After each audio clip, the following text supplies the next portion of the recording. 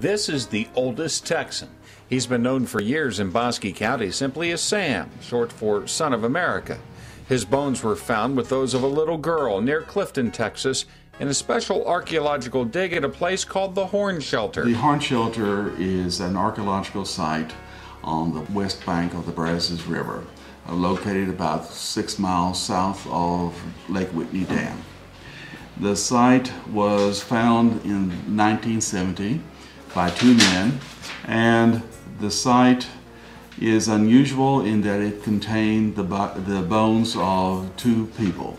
A man that has been dated to be about 43 years old, and a young girl about 11 or 12 years of age. George Larson is Sam's daddy of sorts. He oversees the place where Sam lives, the Bosque Memorial Museum. The Bosque Museum is a museum about the land, people, and culture of Bosque County. It traces the presence of man back from almost 12,000 years ago until present time. The remains of Sam and the little girl he was buried with had been waiting to be discovered for a long time. It's been radiocarbon dated to be about 11,200 years old. The actual site itself shows human occupation dating to about 12,000 years ago. While scientists have been going over things they found at the site since the 1970s, there's still a lot they're trying to learn about Sam. He is somewhat like the American Indian. He's somewhat like a white Caucasian.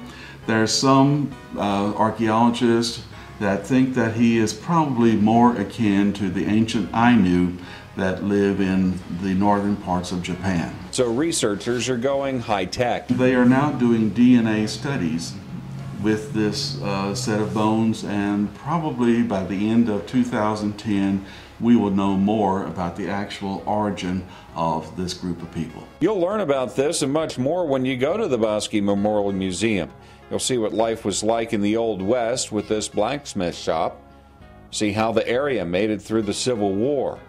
You'll also meet a unique combination of settlers, those who came from other parts of the United States, intermingling with immigrants from Norway and Germany. In the early years, they were somewhat self-contained within their communities, but the place that they met was in the town of Clifton. Clifton was where they learned to associate with each other, and they assimilated into American society, creating in Larson's mind a very unique culture. And it's one of few places in Texas where you have two cultures from Europe in the midst of the culture from the Old South.